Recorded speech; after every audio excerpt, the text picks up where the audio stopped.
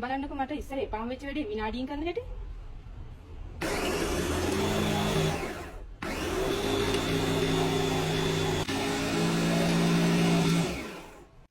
දැන් නම් මට මැලුන් ටික කපන්න යන විනාඩි 2යි. මෙන්න මේ විදිහට මේක වටේට දාලා මෙන්න මේ විදිහට ගෙදරට ඇති ප්‍රමාණයට මැලුන් ටික අපි දා ගන්නවා. ඊට පස්සේ මේකෙන් තියෙන ඉවහලා මේ කැල අපිට සෙට් කරගන්න තියෙන්නේ.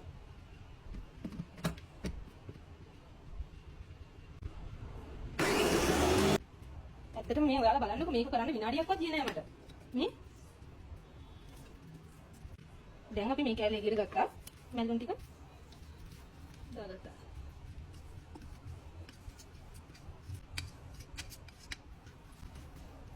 මේ විදිහට ඔයාලට දැන් මැලුන් ටික ලේසියෙන් කපා ගන්න පුළුවන්.